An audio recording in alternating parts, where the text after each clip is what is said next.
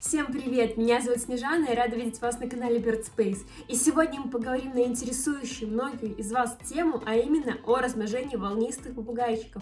Раньше мне приходилось размножать волнистых попугайчиков, и я могу поделиться с вами интересующей вас информацией. И в первую очередь хочу дать вам те знания, как не совершать те же самые ошибки, которые совершала и я, и многие другие владельцы птичек. Поэтому сегодня мы будем разговаривать о каких-то теоретических аспектах и о том, как полностью прошло размножение от начала и до конца. Если у вас будут какие-либо вопросики, вы всегда можете их задавать в комментарии, и тогда я или отвечу вам, или даже сниму отдельное видео специально для вас. С это Снежана, Снежана это С. Всем добро пожаловать на канал Bird Space. Размножение любых попугайчиков это сложный и волнующий процесс, потому что нужно не только иметь углубленное знание в этой области, но и знать, как действовать в сложной критической ситуации. Любое размножение начинается с подбора пары птиц. И в этом возникает уже первая сложность. Пара действительно может не сойтись. Если пара ваша не сошлась, то птица может, особенно самка, просто убить самца во время кладки. И такое, к сожалению, случается, поэтому удостовериться до кладки в том, что ваша пара действительно совпала. Причинами этому будут груминг, то есть птицы вычесывают друг друга, перебирают перышки, кормят друг друга. Да, действительно, самец уже может до кладки начать кормить самочку, и это нормально. Птицы могут уже до кладки спариваться, и спаривание это не всегда признак того, что птицы будут нестись. Это естественный процесс, и если такое происходит, то велика вероятность того, что ваши птицы действительно сложились как пара, и у них все будет хорошо. Второе. Ваши птицы должны быть половозрелыми. Волнистиков на кладку раньше года я не советую садить, потому что молодые птицы могут вообще не дать потомства или пострадать во время кладки. Высока смертность волнистых попугайчиков, но из-за того, что эти птицы прекрасно размножаются в неволе и могут дать и до 12 птенцов за одну кладку, эти птицы стоят очень дешево, но это ни в коем случае не значит, что эти птицы менее требовательны в размножении. Стоит отметить, что до кладки у вас должно быть как минимум 2 клетки. Потому что в одной клетке, а лучше в вольере, будет жить ваша пара половозрелых птиц, а во вторую клетку вы уже будете отселять птенцов. Если, конечно же, вы это делаете не на продажу, и ваши птицы сразу же уйдут куда-то в другой дом после кладки. Но вторая клетка нужна и в том случае, если самка начнет бить самца, если что-то пойдет не так во время размножения и птиц придется рассаживать. Пожалуйста, не допускайте к кладке больных или частично нездоровых птиц. Не каждый врач согласится курировать размножение птиц, поэтому обезопасьте своих птиц и себя и найдите такого врача заранее. А вот несколько комментариев одного из специалистов клиники Айбивет в Минске. Многие хотят размножать птиц, но не понимают, к каким плачевным последствиям это приводит. Я даже отдельно для вас запишу ролик, в котором одна девочка хотела размножать попугаев. Я сказала, что вы понимаете риски для самки, что она может погибнуть, тем более у вас птица не обследованная и все в том духе. Она сказала: все равно пусть умирает, как бы неважно, пусть только птенцы будут. А если там самка погибнет, мне на нее плевать, она как бы старая, взрослая, она не нужна, я не люблю птиц. Вот, поэтому такие плачевные последствия могут быть, и давайте смотреть. Этим должны заниматься специальные люди, это должны быть определенные питомники, и у них там свои конкретные какие-то условия. Это вплоть чуть ли не понятно, что все птицы должны быть перед разведением исследованы, и они должны быть 100% здоровы, чтобы птицу садить на гнездо. Ну, вообще все... Это опять же нагрузка на птицу. Да, это очень большая нагрузка на птицу, и все ветеринары не очень любят, да, когда заводчики появляются, особенно такие стихийники, как я говорю, когда там 10 птиц в одной квартире, они хотят, чтобы не было здоровой птицы. Ну, тогда нужно всех 10 обследовать, скорее всего, пролечить. То есть, когда они живут в скученном содержании, в любом случае, это не есть очень хорошо. Конечно, нет, есть питомники, которые занимаются непосредственно птицами, у которых специальные инкубаторы, которые выкармливают этих птенцов. Все слышали о том, что птиц нужно как-то правильно подготовить к кладке, но как же это сделать? Естественно и природно это увеличение светового дня у птиц. Сезон размножения световой день нужно увеличить до 14-16 часов.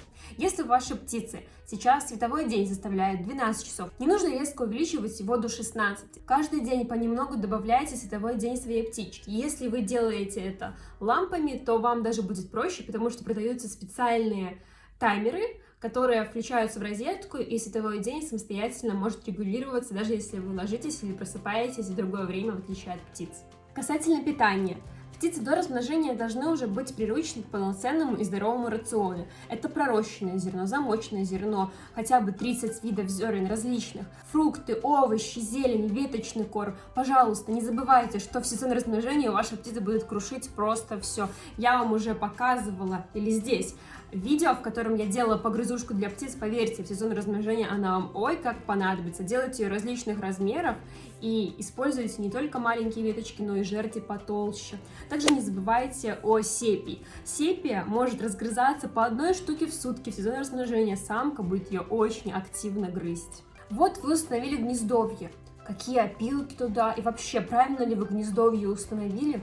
В первую очередь хочу отметить, что лучше использовать гнездовье из натурального дерева. Какое именно? Желательно, чтобы там не было фанерки. В идеале взять какое-то хорошее толстое дерево. В данном случае на видео у меня низ, 2 боковые стенки и поддон и мостик, точнее такой вот порожек из хорошего дерева в несколько сантиметров и 2 боковушки — это фанерка. Если у вас будет непрочный или какой-то хлипкий материал, птицы его легко сгрызут, они проверят на прочность это гнездо и, возможно, не захотят гнездиться в плохом. Обязательно рекомендую вам устанавливать такой вот порожек, потому что если самка или самец будет запрыгивать в гнездо и там будут находиться яйца вот на месте того, где у меня порожек, тогда, естественно, кладка может погибнуть. Также я делаю специальное углубление, оно на видео не видно, но там, где яйца и самка, там углубление для яиц. Это очень удобно, яйца не раскатываются по всему гнезду, и это предотвращает травмирование. Какие опилки использовать? И еще один вопрос, почему самка выбрасывает опилки из гнезда? То, что самка выбрасывает опилки из гнезда, это замечательно. Значит, она обустраивает свое гнездо. Какие-то крупные части может выбросить, какие-то мелкие. Это значит, она готовится действительно стать мамочкой, если можно так выразиться. Опилки из лиственных пород прекрасно подходят.